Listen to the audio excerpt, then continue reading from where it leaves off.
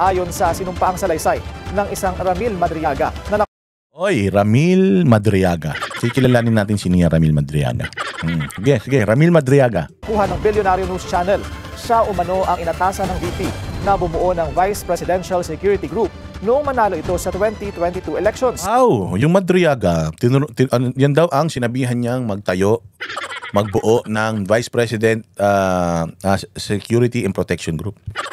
Ang galing ng bilyonaryo, no? May mga access sila sa ganitong mga tao, no? May access sila kay Trillanes, biglang nagkaroon ng whistleblower. Kay Bong Revilla, tapos ngayon meron na naman bago. O eto, sino si Madriaga? Ha? Matapos ang isang taong pagtatago, natuntun na rin sa wakas ng PNP Anti-Kidnapping Group ang 5 sospek sa pagdukot sa magpinsang Filipino-Chinese sa Tondo noong June 3, 2022. Kabilang sa mga naaresto ang mastermind na sina Ramil Madriaga. Ito daw yung nagdi-deliver ng pera kay Inday. So habang nagdi-deliver siya kay Inday, busy siyang mangidnap.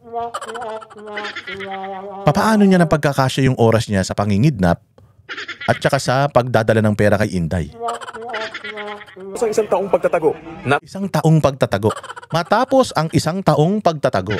So ibig sabihin kung nahuli siya ng July 2022, July 2021, nagtatago na siya. Papaanong siyang nagtatago, nagdi-deliver siya ng pera? Tapos ang mga katransak niya pa, mga otoridad. Tapos eto matindi, may kumakalat pa na picture na magkasama sila ni Inday Sara sa inaugurasyon sa Davao. Inaugurasyon na yun, nandoon din si Inday Sara, nandoon din si Bongbong Marcos at may mga pulis doon. Nagtatago pala to 1 taon. Ba't pupunta siya sa inaugurasyon na madaming pulis? Ano ba talaga? See the beat with DJ Glenn on the mix. Bangag. Magandang araw mga bossing. Ito na naman ang inyong pinaka-paboritong fake news peddler sa balat ng YouTube, Boss D at your service. At pasasakitin na naman natin ang mga ulo at ay balon-balunan, puso, isip at kaluluwa ng lahat ng mga salot sa lipunan, mga bisit, mga hindot, mga putok sa buho, mga manyakis, mga adik, bangag. Lahat ng mga bisit sa Pilipinas, lahat ng mga magnanakaw, sindikato, manguumit, mga kurakot, lahat ng mga membro ng Kuratong Baliling, mga NPA, mga komunista at mga hindi patuli, na mga halal ng bayan, mga bading, mga ganid sa kapangyarihan, mga demonyo, Satanas, Judas, Barabas, Estas. Another day, another uratan session with yours truly, Boss D. Mabuhay ang bayang Pilipinas. Kamusta naman po ang inyong Huwebes ng bilis? Huwebes na, imagine, December 11, 2025. Konting araw na lang, ilang araw na lang, ha? By the way, nakuha ko na pala kung sino nagbigay noong 10,000 sa atin. Oo, nakuha ko na.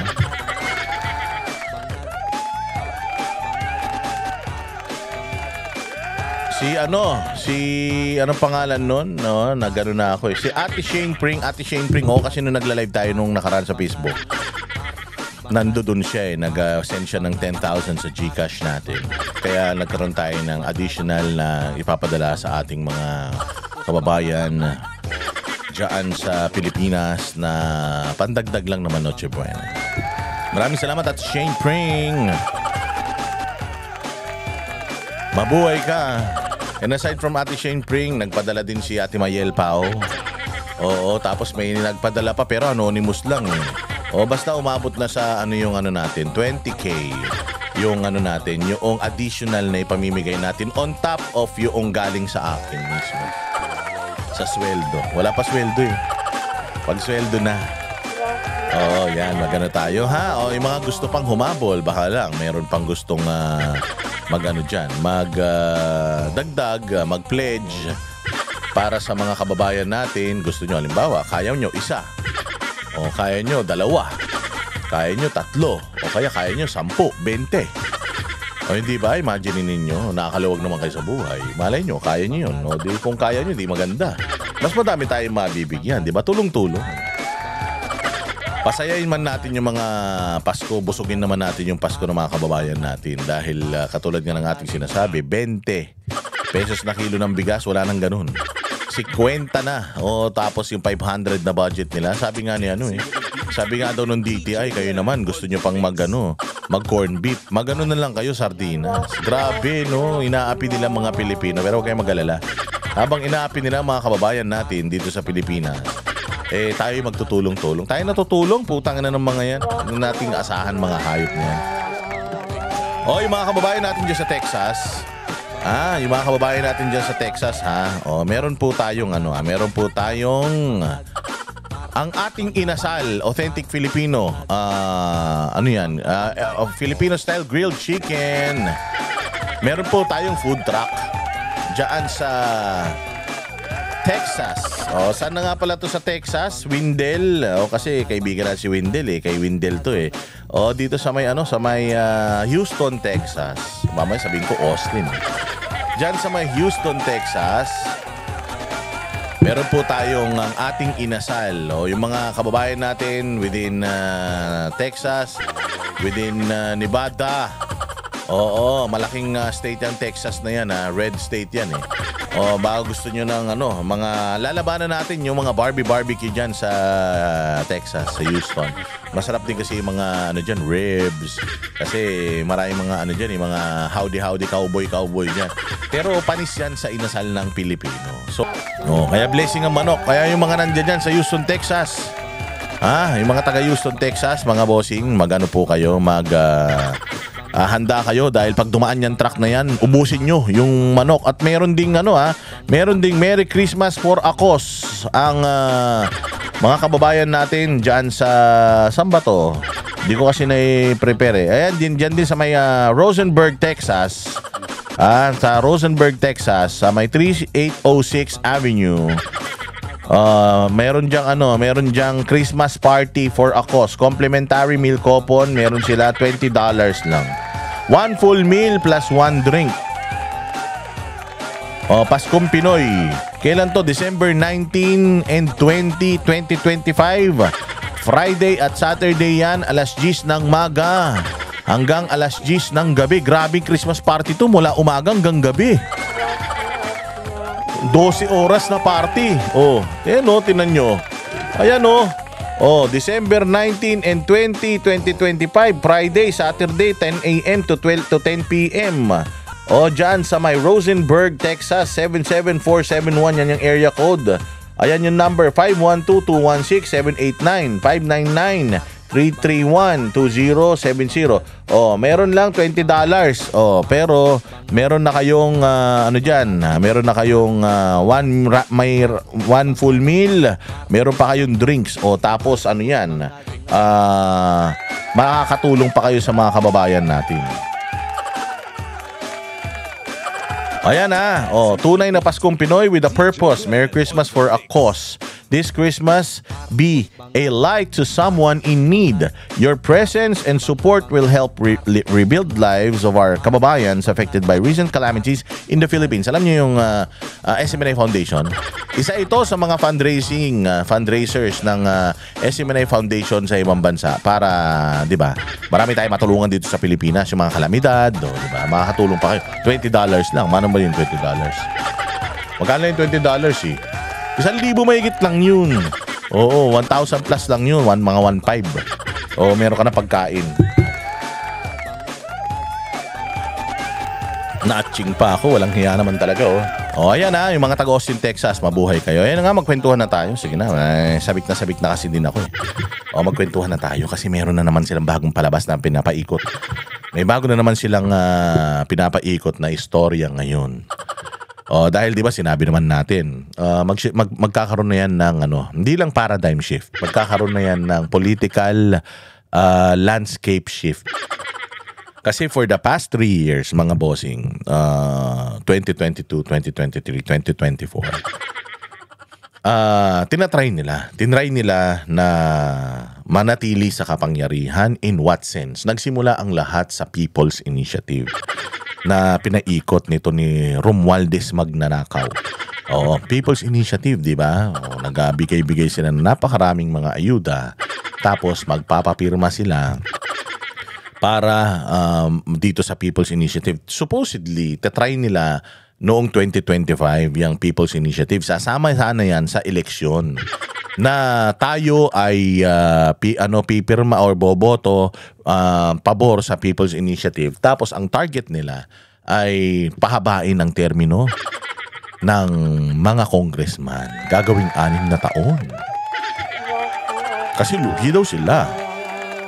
Lugi daw sila kasi hindi pa daw nagiinit ang mga tumbong nila kakanakaw sa Pilipinas. Eleksyon na naman kasi every 3 years may eleksyon ang congressman at saka ang local elections, 'di ba? Mayor, gobernador. Ang senador daw 6 years, ang presidente 6 years, ang vice president 6 years. Gusto ng mga congressman 6 years din sila.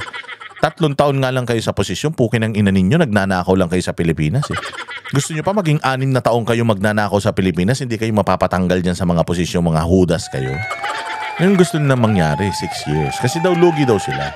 Kasi bakit daw ang upper house, 6 years, bakit sila 3 years lang? Gago pala kayo eh. Putang ina ninyo, kapurit lang yung constituency nyo, hindi naman national lang constituency nyo. Ang senador, national ang constituency. Kita mo, lugi ang senador. Kung ang senador gagawin mong 3 taon, lugi sila kasi kailangan nila mangampanya sa buong Pilipinas para sa 3 taon na termino. Samantalang kayong mga congressman, kapurit lang ang distrito ninyo, iilan lang ang botante ninyo, kailangan nyong bayaran. Para sa 6 na taon na kapangyarihan, putang ina ninyo, magaling talaga ang Panginoon eh. Magaling talaga ang Panginoon. Bakit? Ibinisto ng Panginoon na ang Congress talaga ang may hawak sa pera ng taong bayan at sa Congress talaga nagsisimula ang kademonyohan sa corruption sa Pilipinas. Ginamit niya si Pastor Apollo Kibuloy. Papaano? Merong istasyon si Pastor Apollo Kibuloy, ang SMNI. Diyan nagbo-broadcast gikan sa masa para sa masa si Pangulong Duterte. Ginamit si Pastor at ginamit si Pangulong Duterte para mabuksan ng mata nating mga Pilipino na napaka-importante pala ng posisyon ng congressman. Bakit? Kasi sila ang may hawak ng mga proyekto. Nalaman natin ngayon na sila ang nag-i-insert, meron silang mga allocations kasi napigilan na yung pork barrel dahil doon sa sa yung PDAF at pork barrel, napigilan na yan dahil doon sa batas na inilaban sa Supreme Court nila Greco Bellica, the Bellica ruling. Bawal na yung PDAF, bawal na yung Ngayon naghanap ng bagong butas ang mga congressman. Hindi na sila sa PDAF, hindi na sila sa sa pork barrel. Alam mo saan? Allocables. Naipaliwanag sa atin yung allocables. Naipaliwanag sa atin yung insertion. Matagal lang nangyayari yan, hindi natin alam. Ngayon lang natin nalaman, talagang napakagaling netong mga Duterte na ito.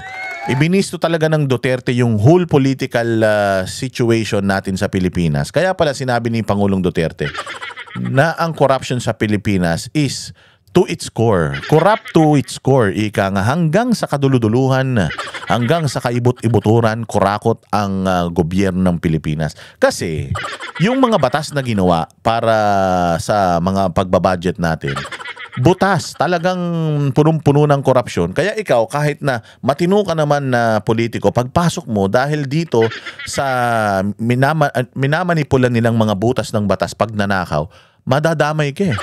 Madadamay ka talaga, mantakin mo. Pag pumasok ng Congress, di ba sabi ni Pangulong Duterte, pagpasok ng Congress, putang ina, naka-G-Shock yan. Pucha, wala pang 1 taon sa Kongreso, nakapatik Philip na yan. Mga naka-Mercedes-Benz na yan. Mga naka, na yan, luxury na yan. Ang mga anak niyan na biglang nag-aaral na sa Switzerland. Hindi ba? Tingnan mo, yung mga makabayan black. Yan na lang, si Zarate. Di ba? Mantakin mo si Zarate, hindi naman milyonaryo yung ulol na yan. Lang man yan, aktivista man lang yan. Siyempre pag aktivista, wala namang wala namang silbi sa buhay yan. Nagbubungkal lang ng mga lupa yung mga yan eh. At nagtatayo lang ng mga yan sa bundok, ng mga kampo sa bundok. Paano nakapagpaaral ng anak yan sa ibang bansa? Di ba? Paano yun? Switzerland, Europe, putang ina niyan. Paano itong si Teddy Casino kayang magpaaral ng anak sa Lasal? Hindi ba? So dahil mga naging congressman yan. Siyempre, papakita nila, salin nila, ganito lang, yung property nila, ganito lang, nek nyo. Siyempre, ilalagay nyo yan sa iba. Alam nga naman ilagay nyo sa pitaka nyo yung ninakaw nyo. Sinabi magnanakaw sila. In general yan. So ngayon, because of Pangulong Duterte, ipinisto niya yung kabulukan ng kabulukan ng Congress. Sabi niya, the Congress is the most rotten agency in the Philippines. Pinaka-rotten. So nagalit mga congressman. O gigil na gigil sila. Ayan, pinasara yung SMNI, di ba? Inano yung prangkisa nila. Tapos itong pinakulong pa nga sila Eric Celis. Kasi Pangulong Duterte, ayan, biglang pinigilan na magsalita. Tapos ngayon, nandoon na sa ICC. O hindi ba? Galing. Ganon katindi ang corruption sa Pilipinas. Dahil lang in-expose ni Pastor Kibuloy tsaka ni Pangulong Duterte ang corruption sa Congress. Ayan na. Kaya yan nangyari sa bayang Pilipinas. So doon natin nalaman, nung binuksan ni Pangulong Duterte, lumabas ang can of worms. Ang dami pala talagang source of corruption. Nalaman natin na ang Congress sobrang importante pala. Dahil pag naglagay ka pala ng kriminal na congressman, puta ganito mangyayari sa Pilipinas, uubusin nila bayan. Ang pera ng bayan, no? Di ba? Tinan nyo, sinasabi, dahil dito sa mga revelasyon ng mga Duterte, nagiging matalino tayo. Nalaman na natin, naging maalam tayo tungkol sa allocables, pork barrel pala siya, nalaman natin yung insertion, nalaman natin yung BICAM, nalaman natin yung small committee. Kumbaga, dahil sa politika ng mga Duterte at political will ng mga Duterte na i-expose ang katiwalian sa bayang Pilipinas, yung mga tao at dahil na rin sa mga social media personalities, vloggers na walang sawang nag-e-explain sa mga Pilipino kahit paulit-ulit yung sitwasyon ng Pilipinas, corruption sa Pilipinas, nagre-research para lang maipaliwanag in layman's term paano maintindihan ng normal na Pilipino yung sitwasyon sa Pilipinas. Eto na. Nalaman na natin, di ba, yung People's Initiative and so on and so forth. So eto, for the first 3 years, ganun ang ginagawa nila. Puro pahira, puro tinatrabaho si Inday Sara. Pero si Inday Sara, wala. Ang kaya lang nilang trabahuin, si Pangulong Duterte, hindi man nila kayang idikit kasi yung war on drugs kay Inday Sara because she was just a mayor then. Yung Davao Death Squad naman, wala namang napabalitang Davao Death Squad when Inday Sara was mayor. Tapos wala namang involvement si Inday Sara sa corruption sa Davao because nung panahon nga ni Inday Sara and before mag 2022 debt free na ang ang Davao, wala nang utang. Galing. Hindi sila na I mean every simula daw nung kay Inday Sara parang every year yung 1 billion na utang ng ng Davao City, parang nag-ipon daw siya ng 250 million up to 300 million from yung kita ng Davao City para mabayaran yung 1 billion na utang nila. And 2022 before siya umalis sa Davao, nakapagbayad na siya ng utang ng Davao. So wala na, zero utang ng Davao. Walang mga proyekto sa Davao na pangit, maganda ang Davao, maunlad ang Davao, yung ekonomiya ng Davao, buhay na buhay. Makikita natin sa Davao, kaliwat kanan ng mga condominiums na pinapatayo. Makikita natin sa Davao, yung Ayala lang, nakaraan, meron silang napakalaking eco center. Eco community na itatayo sa Davao. Ang mahal na rin ng zonal value ng mga lupa sa Davao. I mean, Davao City nag-flourish talaga amongst all the cities, nag-flourish talaga ang Davao City. And it started during Pangulong Duterte's term. Pangulong Duterte sa Pilipinas nung naging mayor si PRD. Doon nagsimulang umayos ang Davao. Kumbaga, si Pangulong Duterte yung nagpatag ng mga hindi pantay-pantay na mga burol o yung mga ugat, yung mga damo na mga salot, pinatay niya lahat 'yan, yung mga damo kumbaga nilay niya yung foundation diyan sa Davao. Yung ilang termino niya, nilay niya yung foundation, pinatag niya, pinantay niya, inayos niya, tinambakan niya yung mga kailangan tambakan, yung mga inayos niya yung mga daluyan para maganda ang sirkulasyon ng mga bagay-bagay. Pagkatapos nun, biglang umupo na yung mga anak, hindi ba? Nakita nyo ngayon ang Davao. From the foundation laying ni PRD, katulong ang Pastor Kibuloy natin at si Kingdom of Jesus Christ, nawala ang mga salot dyan sa Davao. Luminis ang Davao, naging disiplinado ang Davao, and then yung political will ng iba pang mga anak, ayan na. Ngayon, tingnan nyo ang Davao.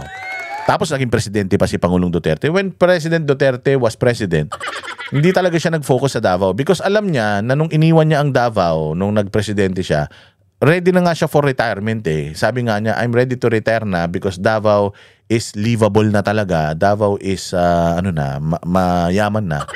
So ready na. Kaya lang kinailangan siya ng Pilipino para sa Pilipinas kasi nagawa mo sa Davao gawin mo sa buong Pilipinas. Yun nga lang, the price to pay, yung kalayaan niya ngayon. Kaya nga lagi natin sinasabi, si Pangulong Duterte nagsakripisyo ng matindi para sa kanyang mga kababayan. So ano ba yung kaya nating isakripisyo para sa ating bayan at para naman hindi masayang yung sakripisyo ni Pangulong Duterte at ni Pastor? So ngayon, eto na. 2023, 2024, yung 2024 mga bossing. Yung 2025 pala, di 2024 going to 2025, kumuha sila ng napakalaking pera. Grabe yung corruption. Actually, since 2022, 2023, 2024, grabe ng corruption to 2025. Sobra-sobra ang corruption. Nakita nyo, trillion yung nakuha nila. Alam nyo kung bakit? Because they need the trillions for them to stay in power and for them to eliminate the Dutertes. Ganon kalakas ang mga Duterte that they need trillions of pesos just to malign them, just to magpakalat ng fake news para gumawa ng mga istorya, para makasuhan sila. Yun nga, ginamit pa ang pera na yan, papunta ng Hague para lang si Pangulong Duterte ay makulong doon. So napakarami, and lahat ng mga alyado, pati mga vloggers talaga, nagbayad pa sila para lang siraan si Inday Sara. Sabi ko nga sa inyo si Sir Jack kaya namin naging kaibigan si Sir Jack. Kasi umamin siya sa amin, sabi niya sa amin, binabayaran siya. Tumawag sa kanya. Unang-una, yung kalbong bakla, si Barsaga. Tumawag daw sa kanya yan. Binabayaran din siya. Tapos itong Bostoyo, binabayaran din daw siya. Inaalok siya ng 300K para murahin lang si Inday Sara. So kasi nga si Jack hindi naman siya political noon dahil si Jack mga showbiz yan so binabayaran nila si Jack. So itong patunay talaga, mayroon pang ibang mga vloggers na nagsalita na si Bostoyo daw ang ang middleman nila, nagbabayad sa kanila para siraan ng mga Duterte. Kita nyo si Rendon Labador biglang siniraan si Inday. Yung chismosong bakla sa ibang bansa na nagtatago, yung scammer. Sino ba yun? Yung basta yun, tinisiraan din si Inday Sara. At yung mga yung mga commentator ni Pacquiao sa mga boxing niya, sinisiraan na rin si Inday. So gumamit talaga sila ng pera, corruption, pera ng taong bayan para sirain si Inday Sara, and they need trillions para sirain si Inday with the impeachment, binayaran, sabi ni Toby Chanko, yung mga congressman na pumirma diyan sa impeachment ni BP Sara, binayaran ng mga proyekto mga yan. Daan-daan milyon ang bayad sa mga yan para lang pumirma sila sa ni Inday Sara. Hindi na impeach. So they swindled us. Ninakawan tayo. They plundered us billions, trillions of pesos just to itong mga Duterte ay masira sa mga Pilipino, pero hanggang ngayon hindi pa nila nasisira. At sinasabi natin, going to 2026, mga bossing, magbabago na ang political landscape. Why? Kasi nakita nila with all these trillions, with all this corruption, hindi nila, napadala nga nila si Pangulong Duterte sa ibang bansa, which is sobrang imposible na dapat yon, pero naipadala pa rin nila. So, ginagamit nila lahat ng resources, pera ng Pilipinas, nagnakaw sila ng sandamukal para pabagsakin si Inday. Ang problema, si Inday, kakampi niya ang langit kasi every time na si Inday Sara, tinatrabaho nila, ang langit gumagawa ng paraan para ma-expose yung katiwalian, kadimonyohan ni Bongbong Marcos Romualdez, ni Sandro Marcos at ni Saldico. So ngayon, wala na, talagang papunta na sa 2026 mga bossing. Alam ko talaga na, sinabi to sa akin ni Baste Ito, bibisto ko na naman yung pinag-usapan namin ni Mayor. Sabi sa akin ni Mayor, relax muna ako ngayon. Pag tungtong ng January, balik na ako ulit sa yung kanyang show, 'di ba? Yung show niya, yung podcast niya, babalik na daw siya kasi sigurado, sabi niya, pag tungtong talaga ng January next year, bakbakan talaga 'yan. Kaya by then kailangan ready tayong lahat. Kasi ginawa nila lahat para pabagsakin si Inday Sara pero walang nangyari. Inday Sara remains unbothered, unfazed. and unscratched. As in, wala. Kasi nga, ang taong bayan, organic na naniniwala kay Inday Sara. So kahit na anong paninira ng mga vlogger, na milyon-milyon ng mga subscriber, tinap nila yung mga vlogger na hindi naman political na milyon-milyon na subscriber ha. Tinap nila yon para sirain si Inday. Anong nangyari sa mga vlogs nila? Nagsibagsakan. Yung followings nila nagsiwalaan. Kasi nga, kaya nga kita finalo eh. Para sa, para sa hindi mo toxic na content eh. Tapos papasok ka sa politika, napaka-toxic niyan. Tapos bobo ka pa, tanga ka pa. Si Rendon Labador, tanga eh. Yung mga vlogger na, yung mga hip-hopper, flip-topper na naninira ka Inday, puro mga bobo eh. So papaano papasok ka sa isang usapang matalino kung tanga ka? Kaya ka nga namin gusto dahil nagpapatawa ka sa social media, tanga ka. Kaya ka nga namin gusto. Tapos bigla kang pumasok sa politika, tanga ka. Nakita namin na bobo ka pala talaga. Magaling ka lang gumawa ng mga skit at ng mga kung ano-anong katarantaduhan sa social media. So nagbagsakan yung mga followings nila, yung mga channels nila. So ngayon di na sila nag-content. Bakit? Kasi nga, milyon-milyon yung views nila sa mga normal na content nila. Noong nagpolitika sila at binanatan nila si Inday Sara, karamihan pala ng mga ng political leanings ng mga viewers nila, puros mga Duterte pala. So doon nayari. Ngayon, nung nakita nung mga nagbabayad sa kanila, hindi naman nagvo-views eh. Nagsasayang lang ko ng bayad sa'yo, laki-laki, 600,000, 700,000, 400,000, 300,000. O so ngayon, binitawan na sila lahat. Wala na, mga nakanganga na. Na-expose pa yung mga kabubuan nila. So pagtungtong ng 2026, sigurado yung rambulan yan mga bossing. At ito na nga. Papunta na tayo sa exciting part. Putang inang yan. Lately, napansin ko si Trillanes biglang nabuhay na naman. Kasi lahat ng ginawa nila kay Inday Sara, lahat ng ginamit nila kay Inday Sara bumagsak. Kahit si Risa Ontiveros na galit kay Inday Sara, hinahanap yung confidential funds ni Inday Sara, biglang na-expose na meron pala siyang billion din na insertion na mga flood control na hindi niya rin maipaliwanag na hanggang ngayon hindi niya pa naipapaliwanag. Tapos itong si Rapi Tulfo naman, putyang ina, gustong labanan si Inday Sara, biglang lumabas naman yung kamanyakan. Hindi ba alam mo, ini-expose talaga ng langit ang lahat ng mga gustong bumangga sa mga Duterte. Kaya nga nakikita ko, very promising ang future natin dahil kasama na natin ang Panginoon at ang langit sa paglaban. Hindi man binibigay ng langit lahat, milagrong ginagawa niya, 360 degrees, pero binubuksan niya yung mga isip natin. Kasi Vox Populi, voice of the people importante pa rin talaga yung tayo yung ma-convince tayo, yung conviction natin, importante yun para magamit natin sa 2028. At ginagamit din ng mga vloggers para maipaliwanag sa inyong lahat. Hindi kami napapagod kahit napakarami naming death threat, napakarami naming kaso, hindi kami napapagod kasi nga para sa bayang Pilipinas. So 2026, ito na si Trillanes lumulutang. Si Trillanes, panay ang interview ng media. Hindi naman siya politiko, talo naman siya.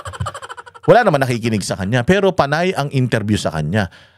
Ito na yung last hurrah. Ito na yung huling huling yung ang tawag diyan, trick, the last trick.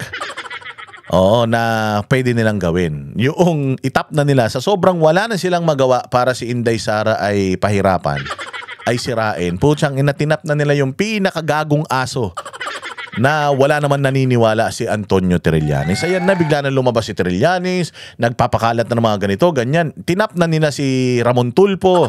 Lahat ng mga fake news peddler, tinap na nila. Puta, ito na yung last hura natin. Gamitin na natin lahat ng mga tarantadong nagpapakalat ng mga peking balita sa Pilipinas. Ito na yung huling laban natin. Pag ito hindi pa umubra,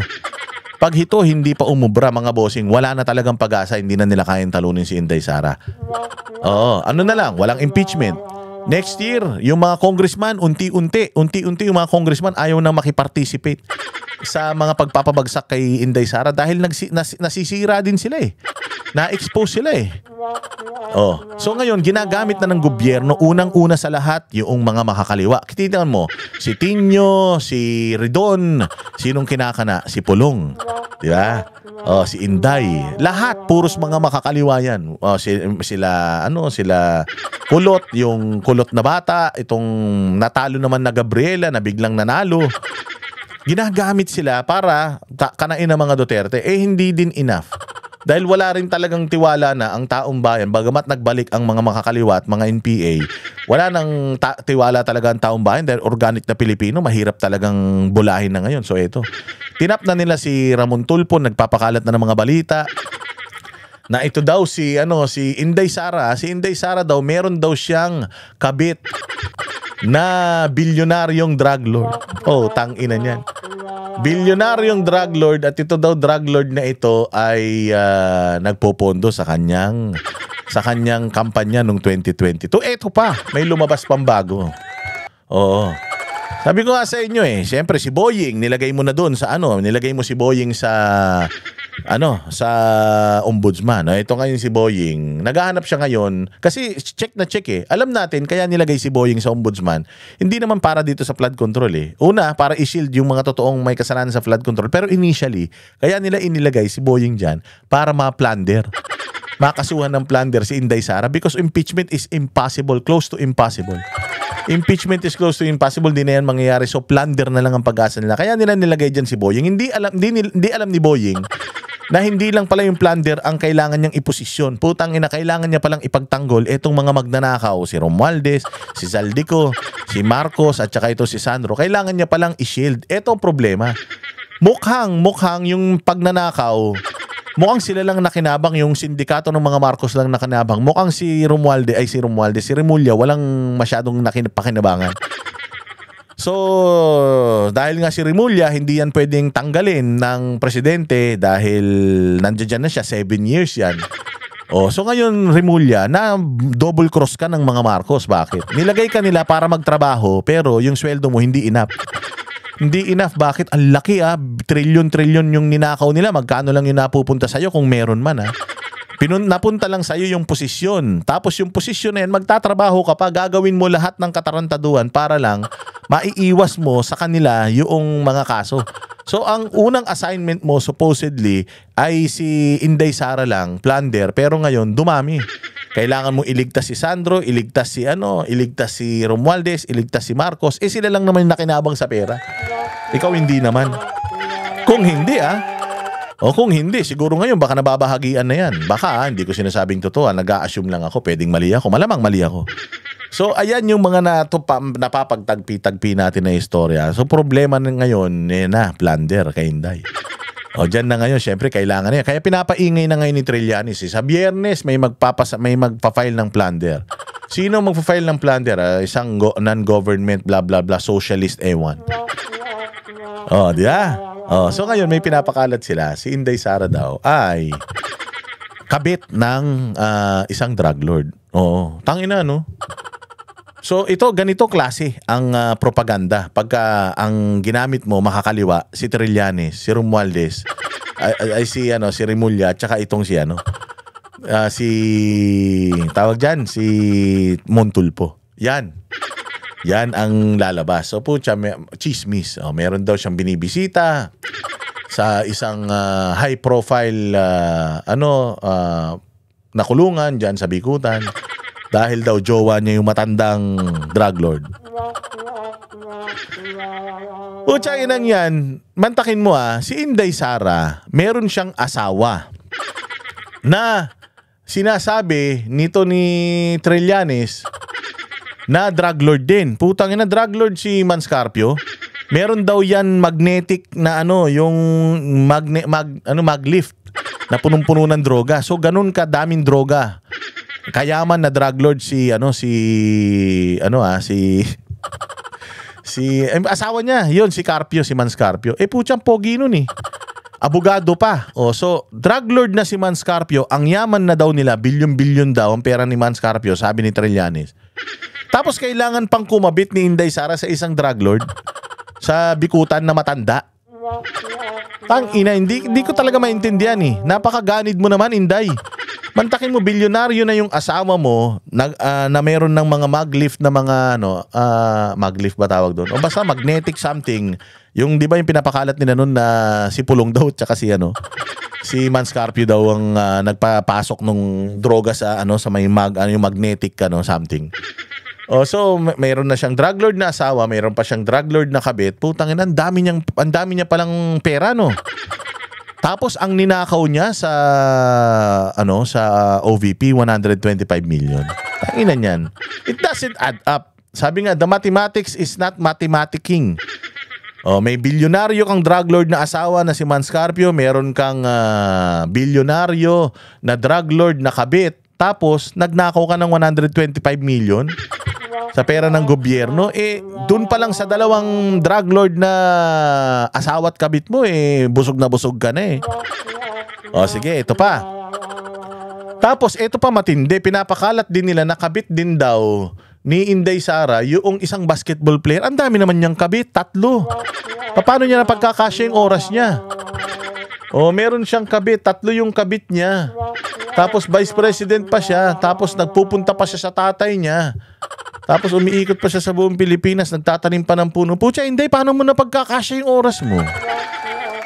Sobrang bobo talaga nitong mga hayop na ito, no?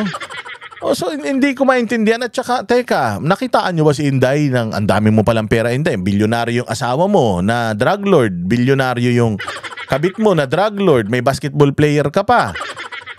Tapos, ang dami-dami mo palang pera. Nagnakaw ka pa ng 125 million sa confidential funds mo. Tapos, anong ginagawa mo sa pera? Wala ka namang Hermes. Wala ka namang Gucci. Wala ka namang Rolex. Sabi ni Llamas, kaya mababa yung self-esteem niya. Wala daw siya nun. Tangina, pangit ka na. Tapos wala ka pang luxury items, no? Napaka-miserable ng buhay mo naman talaga nun. Hindi ba? I mean, it doesn't really add up itong mga nila. Tapos ito pa masaya. Ito pa matindi. Ito pa matindi.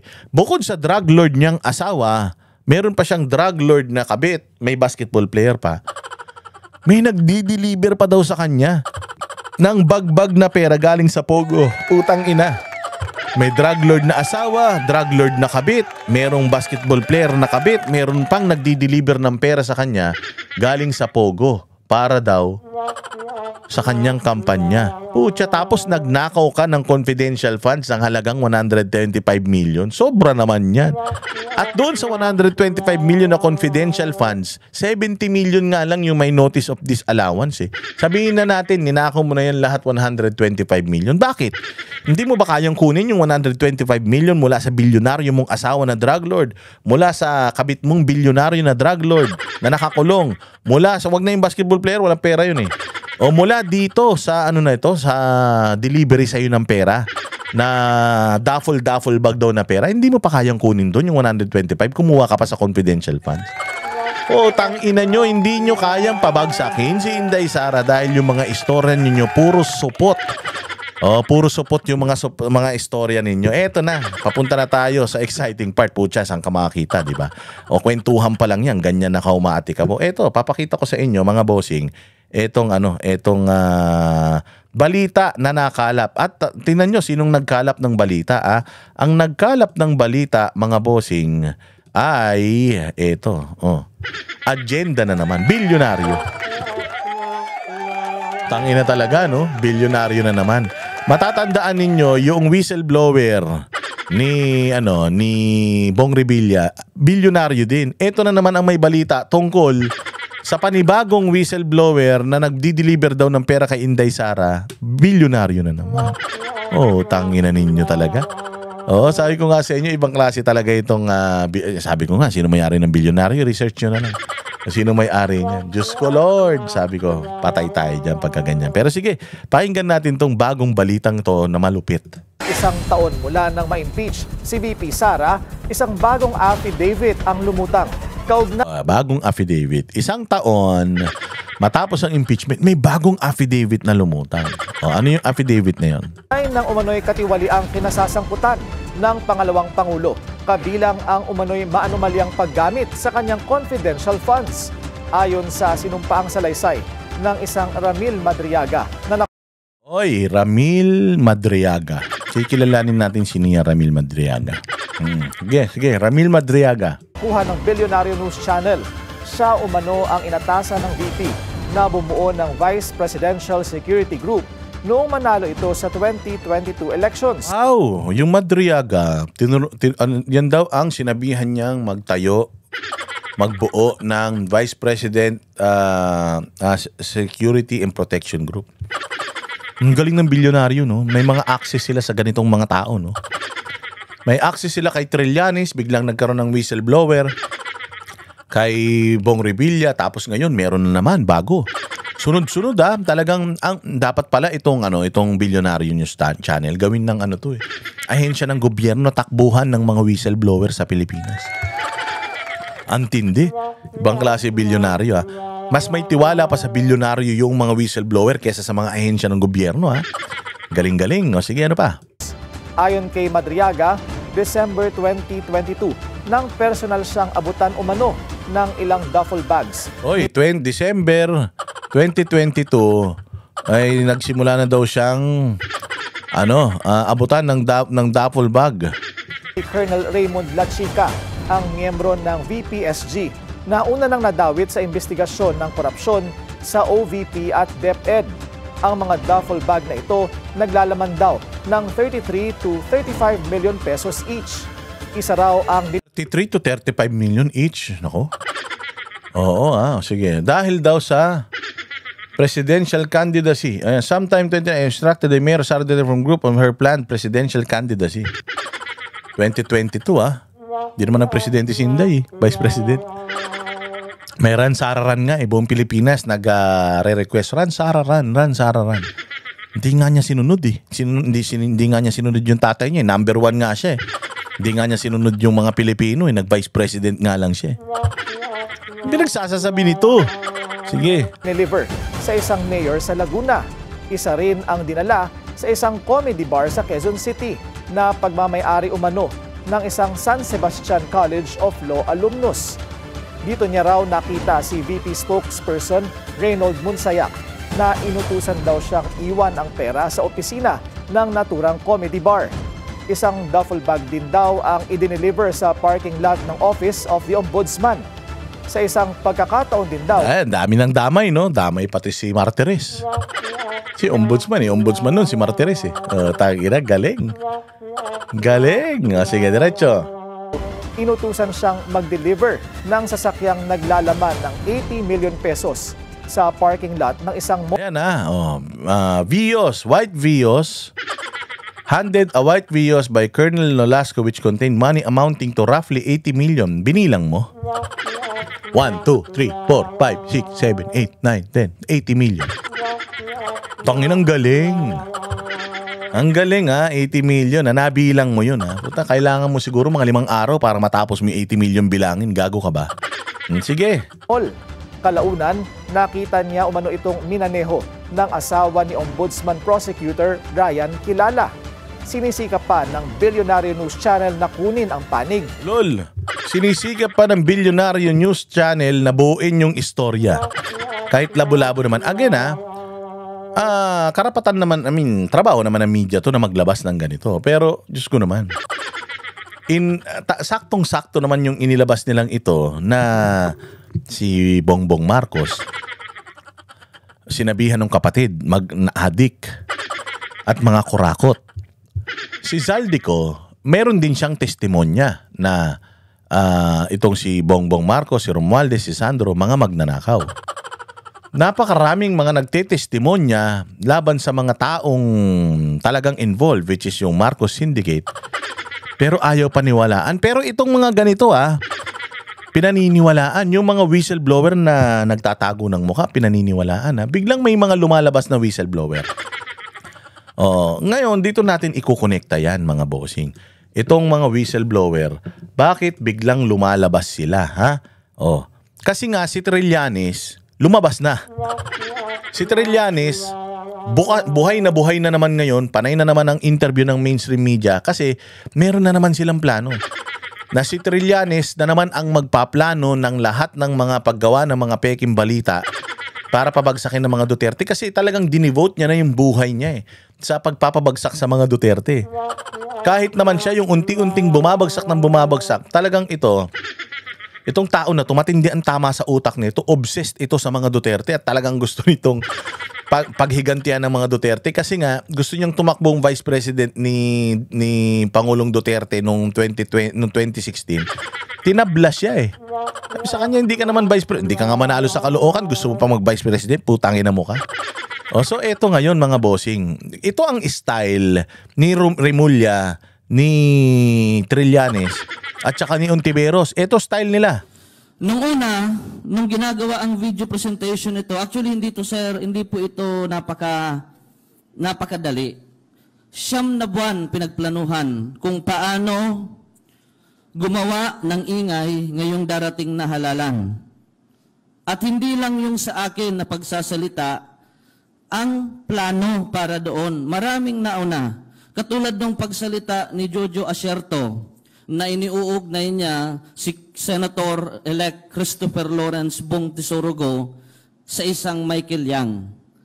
Kasama yon doon sa mga scripted ng grupo para umingay, para ma-divert yung tao, yung sambayanan sa talagang totoo na nangyayari sa bayan. Sino ba itong tao na ito?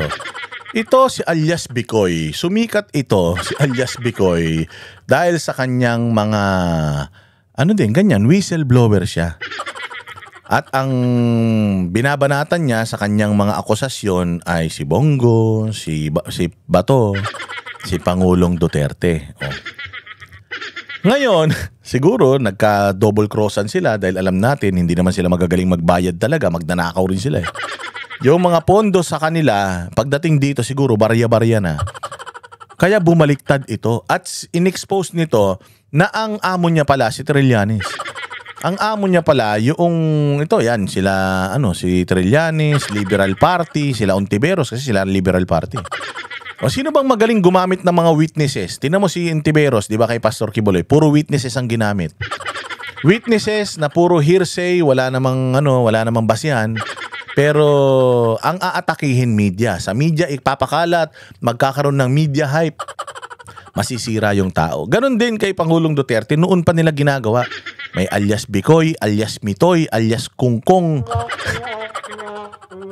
So ito, sinasabi nitong bata na ito na si Trillanes ang amo niya at papunta na sa eleksyon para masira ang mga Duterte sa eleksyon. Saan tayo papunta ngayon? Sa eleksyon. Papunta tayo sa 2028 presidential election. Doon naglalabasan itong mga whistleblower na ito. May whistleblower kay Bong Revilla. Sakto, ngayon lumabas. Oo, may whistleblower din ngayon kay Inday Sara na hindi naman talaga magtugma-tugma. Kasi nga, papanong nangyaring meron ka ng pondo sa Pogo, may pondo ka pa sa drugs, sa kabit mo may pondo ka pa sa drugs, sa asawang mo, papanong kakailanganin mo pa yung 125 million confidential funds? Saan ba talaga tayo magfo-focus? Di ba? It doesn't add up. Ngayon ano sasabihin nila? Ngayon paano yun? Sa tingin mo ninakaw niya yung 125, may bilyonaryo na pala siyang mga chupapi? Hindi sasabihin mo, hindi na. Putangin yung 100 million na yan, saglit lang yan. Ginagastos lang yan ng anak ni Ginagastos lang yan ng anak ni Erwin, ni Rapi Tulfo sa ibang bansa pag nag-iinom yan Pinangtitip lang nga ni Tulfo yan Baka sa dami ng chinukchak niyang mga ano lang to, joke lang to. Baka sa dami ng mga kinangkong niya Baka hindi lang 100 babae, kung 1 milyon ang isa, di 100 milyon na yan. Maliit na bagay 100 milyon para sa mga sindikato. Maliit na bagay yung ganung pera, yung confidential funds na nakayo pa sa confidential funds. Meron ka ng duffel bag na galing sa Pogo. Meron ka ng perang galing kay Man Scarpio na drug lord, galing kay sino ba yun? Yung taga-Bikutan na drug lord din. Tapos wala kang Hermes, wala kang sports car, wala kang bahay dito nga sa Maynila. Sa Maynila nga nangungupahan lang niya si Inday Sara, wala man lang siyang bahay, mansyon. Talo pa siya ni Zaldico. Si Zaldico merong mansyon sa Valle Verde, sa buong kalsada. Si Martin Romualdez may 12 bahay sa Forbes Park. Samantalang si Inday galing sa pagnanakaw, galing sa droga, lahat ng pera niya, wala man lang siyang bahay.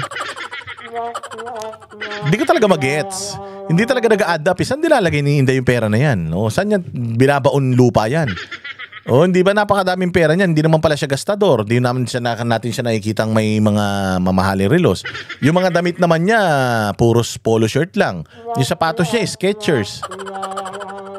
Namigay nga yan ng Christmas party ng OVP sa mga vlogger. Putangin na yan. Joy yung natanggap kong regalo. Paano nangyari yun? Joy ang natanggap kong regalo, tapos bilyonaryo pala yung drug lord na asawa mo, bilyonaryo yung kabit mo. Tapos meron ka pang duffel bag na tinatanggap. Sa mga, sa Pogo, anak ng tinapay naman talaga yan, oh. Oo, walang Joe naman talaga, oh. Ang kuripot mo naman. BP Sara, Joy lang natanggap ko, tapos ganun pala karami pera mo. Pero balikan natin yung katotohanan. Sa tingin ninyo, pwede mangyari yung ganun? Di ba kababuyan? Di ba kaguguhan? So ito nga, sabi ko nga, ito na yung huling barahan nila ng katangahan. Ito na yung huling barahan nila ng katangahan. Andali. Pwede naman kasi si Trillanes, wag nyo nang pagsalitain. Itago nyo na lang siya sa baul. Tapos siya na lang mag-orchestrate. Total, alam naman natin, utak niya lahat to eh. Siya na lang mag-orchestrate mula sa kuweba na pinag-ano. Magbigay na lang siya instructions kung paano gagawin. Hindi yung pa-interview siya ng pa-interview. Sa Friday may plunder na kaso na ipafile sa kanya. Kasi nga narcissistic yan si Trillanes. Gusto niya lagi siyang relevant. Gusto niya laging may camera. Kaya nga tinan nyo, laging maayos buhok niya, laging nakatakin niya. Kahit natutulog yan, nakatakin yan eh. O kaya nga laging maayos yung itsura niya kasi ready siya na magpamedya araw-araw. O kung talagang gusto niyong pabagsakin si Inday Sara at hindi mahalata na si Trillanes ang bagong bagong timon ng demolition job ninyo, wag niyong palabasin si Trillanes sa mainstream media. Kaliwat kanan mainstream media nag-i-interview sa kanya. Tapos sinasabi niya na may plunder sa Biyernes. So ibig sabihin si Trillanes na ngayon ang nasusunod. Kaya naglalabas yung mga whistleblower na to kasi putya recipe ni yan eh. Ni Trillanes yan at saka ni Ontiveros eh. Tsaka niyan ni Boying Rimulya. Tingnan mo si Boying Rimulya. Lahat puro ganyan. Sinong mga witness niya? O kay Bantag ang witness niya puros mga kriminal, mga taga-bilibid. Hindi ba? Yan yung sinasabi natin eh. O tingnan mo yung mga witness niya kay Tebes, lahat nagsibaliktaran. Sabi kasi mga utak ng mga tanga pag pinagsama-sama mo hindi makakabuo ng isang tao yan. Puros tanga na mga tao yan. Pag pinagganon mo makakabuo yan ng isang tanga ulit. Kaya puro katangahan ito. Sinong gago ang maniniwala dito? Ha? Sinong gago ang maniniwala na sa itsura ni Inday Sara? O sa gayak ni Inday Sara. Alam nyo ba sa Europe wala nga yung nagbubus nga lang yan, nagtitrain nga lang yan. Sa Europe, pag nagpupunta yan sa tatay niya, paano magkakaroon ng bilyon-bilyon niya? Eto na nga Christmas party, Joy ang natanggap ko. Si Banat Bay Suka. Si Sir Jack, baretang panlaba. Putang ina. Saan ka makakita ng bilyonaryong ganyan? Diyos ko po. Tapos sinasabi niyo pa, mababayaran kami ng mga Duterte. Dito nang gagaling yung mga perang binabayad sa amin ng Duterte. Gago, pinakita ko ngayon nakuha akong bayad eh. Pucha, isang buong taon akong bumabanat sa mga kalaban ng mga Duterte. Pinatawag ako dyan sa OVP para kumain ng lasagna. Yun nga lang pagkain namin dyan, lasagna lang eh. Kumain lang ng lasagna tsaka ng lumpiang Shanghai eh. Tapos iced tea na hindi ka na makapagpa-refill. Bilyonary yan. Paano nangyari yun? Tapos nakuha ko, Joy. Okay sana kung isang bundle ng pera yung nakuha ko. 100,000, 200, 300, 500,000. Yan, maniniwala ako. Pero hindi, Joy. Putangin na panlaba. Paano naging bilyonaryo yan? Gago talaga kayo eh. Hindi ba? Oh. Sige, diretso natin to kay Bikoy. At ito nga, yung paputok ng Kibikoy, para madiscredit si Senator-elect Bongo, yung iba pang mga sangkot doon na politiko, nawala naman talaga. Nawala naman. Hindi totoo yun.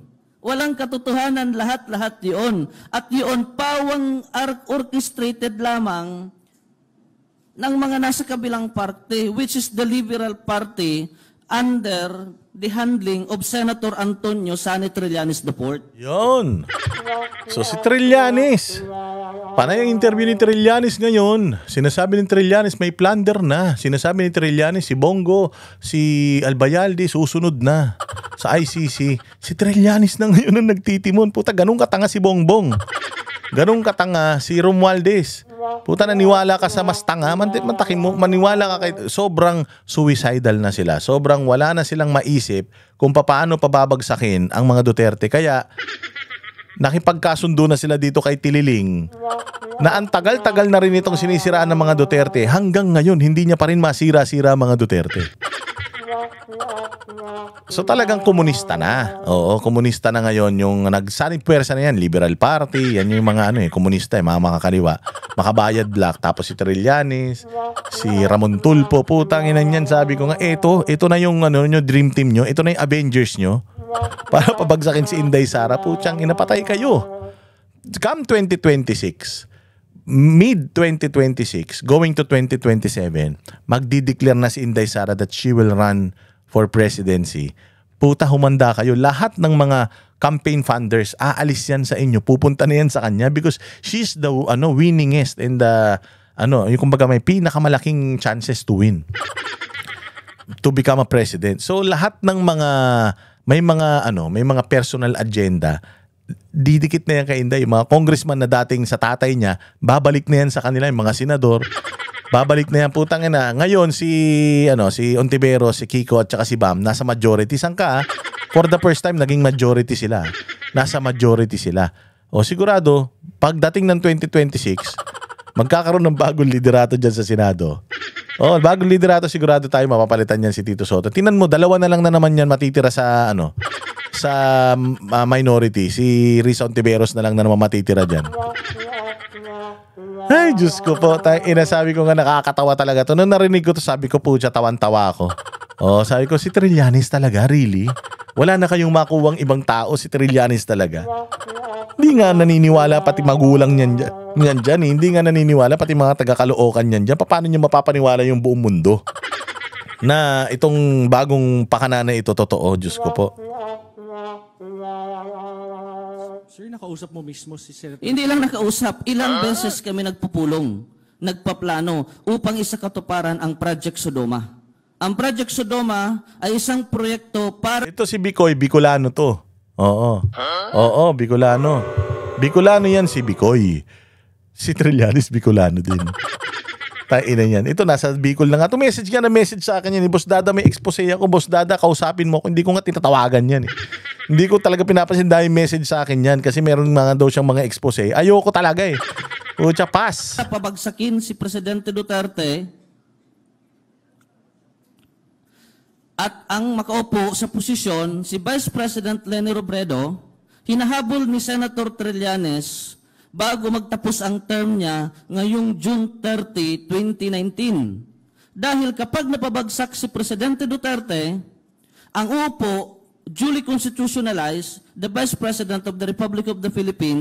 Diba? So dito mo makikita na ulul talaga. Ulul talaga yung style nila. Yung style na ginawa nila noon, ngayon pa rin, sabi ko nga you cannot, you cannot do, ano ba tawag doon? Sabi nila, hindi mo pwedeng gawin yung same formula. Yung parehas na bagay, ulit-ulitin mo and expect a different result. Kapag pare-parehas yung ginagawa mong bagay, ang mangyayari pare-parehas din. Kahit na ulit-ulitin mo, same result. Kapag ka solve ka ng mathematical equation, mga bossing, isa lang sagot niyan. Oo, kung mali yung ginagawa mo, meron kang maling step na ginawa, mali yung sagot na lalabas doon. Pag nirecompute mo at ganun pa rin yung ginawa mo, ganun pa rin yung resulta na makukuha mo, mali pa din. Tama? Kaya ganun ang ginagawa nila ngayon kay Inday Sara. Same banana, same recipe. You cannot cook pork with suka and toyo and expect a sinigang result, no? Adobo lalabas diyan.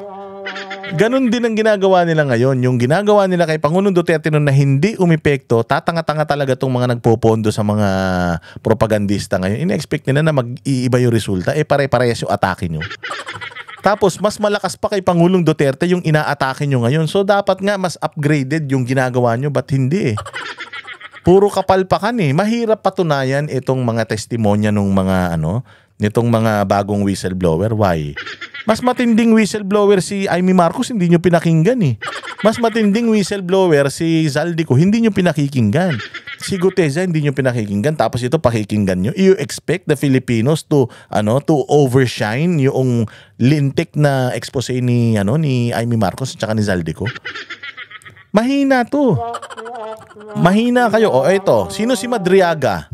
Ha? O. Matapos ang isang taong pagtatago, natuntun na rin sa wakas ng PNP Anti-Kidnapping Group ang 5 sospek sa pagdukot sa magpinsang Filipino-Chinese sa Tondo noong June 3, 2022. Kabilang sa mga naaresto ang mastermind na sina Ramil Madriaga at Mastermind, Ramil Madriaga.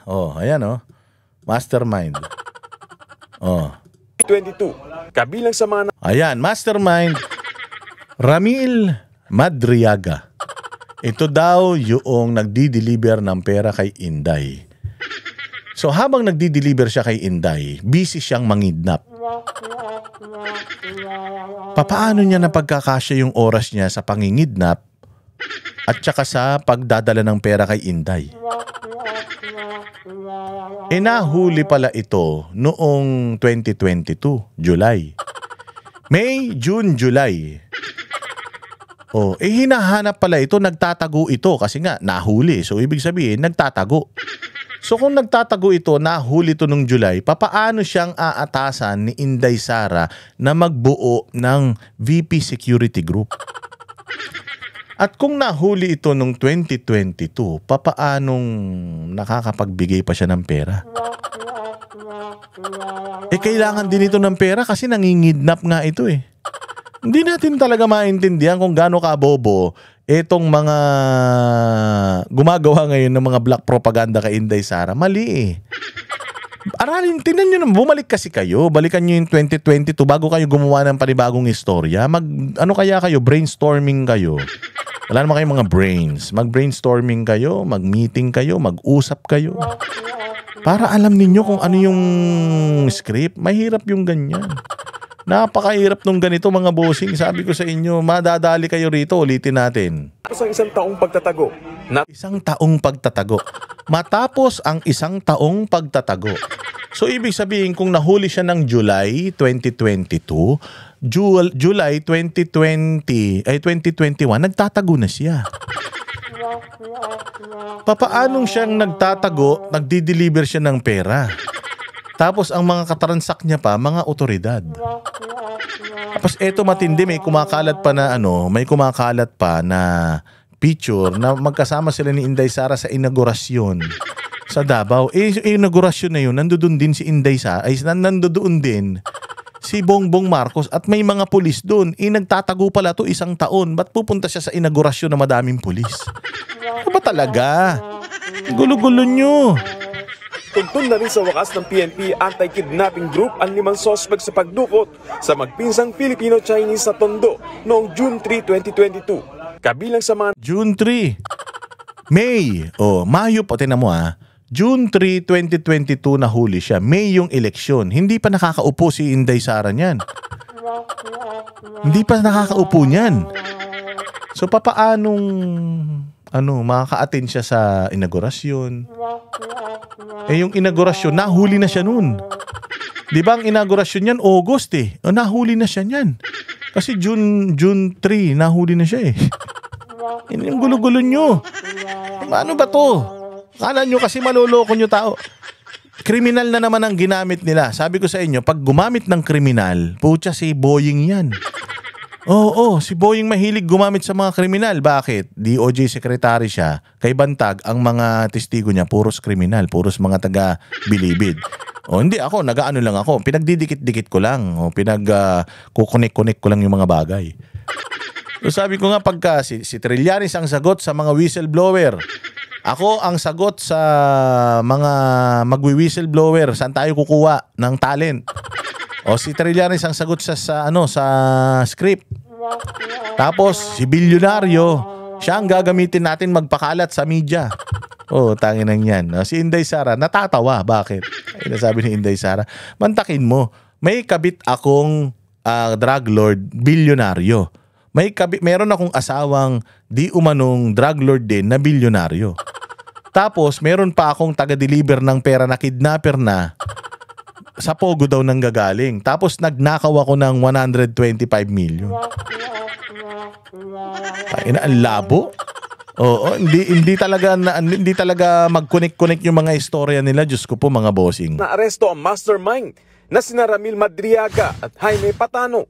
Dati raw close-in security na magpinsang negosyante ang mga suspect. Oy, close-in security lang pala ito ng mga close-in security ito ng mga Chinese businessman. Paano siya ang pagbubuin ng security group ng VPSG? Sakit sa ulo, puta ina. Plinano raw ni Madriaga na dukutin na magpinsan at ipatubos sa halagang 100 milyong piso. Ako po, 100 milyon. Kailangan pala nito ng 100 milyon kaya pala nabilang niya yung 80 milyon kanina. Matapos ang 1 taong pagtatago. Ay nako, wala na. Diyan pa lang, tapos na laban so doon sa mga gumagawa ng istorya tungkol sa mga Duterte, kay Inday, galingan nyo pa. Kuha pa kayo, marami pang mga whistleblower. Kasi sabi ko nga, wala namang whistleblower sa OVP, wala namang whistleblower sa... Merong isang whistleblower doon sa Department of Education, putsang inang yan, tinanggal pala niya dahil corrupt. Walang mga reputasyon yung mga whistleblower. So ito ang problema natin, mga bossing. Ang ginagawa nilang taktika is sirain yung image mo sa publiko. Ganun ang style ng mga komunista. Hindi naman importanteng makulong yan or ang importante lang maisampa yung kaso. Kasi dito sa Pilipinas, pag naisampa yung kaso, para ka ng guilty. In this instance, pag ginamit ang media, tapos may mga ganito, ano yan? Kumbaga madaling paniwalaan. Ang problema, bukas na ang isip ng mga tao dahil sa mga vloggers, dahil kay Pangulong Duterte, dahil sa SMNI, dahil kay Pastor Apollo Kibuloy. Bukas na ang isip ng mga tao.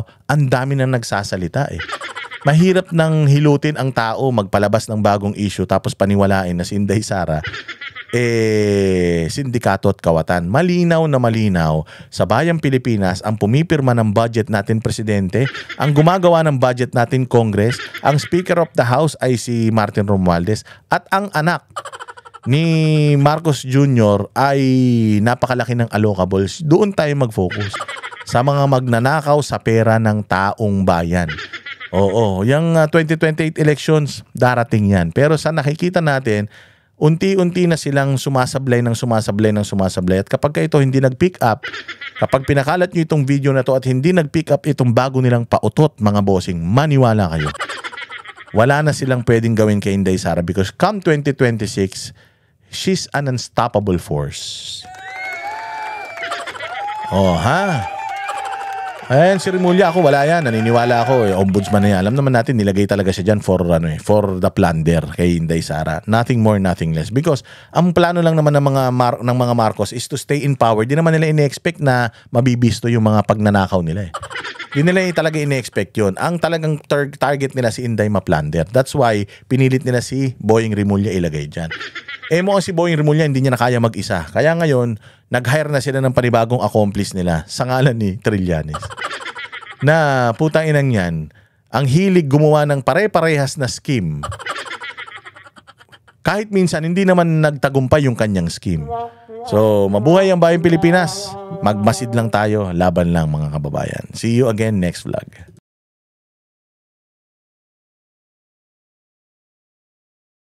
Kami ang boses ng masa, hindi natatakot. Katotohanan lang, di kami nalulunod. Walang bahid ng sismis, lahat ay totoo. Kahit sino ka pa, pag mali ka babanatan ka. Walang pinipili kulay, wala kaming kinikilingan. Basta para sa bayan, kami lalaban. Pagdama palakpakan, pag mali banatan. Di matitinag, di matatakot, para sa bayan tuloy ang sigaw. Sa harap ng kamera, walang halong takot. Mga baluktot, lahat kayo'y tutumba. Ang hustisya at totoo, yun lang ang mahal.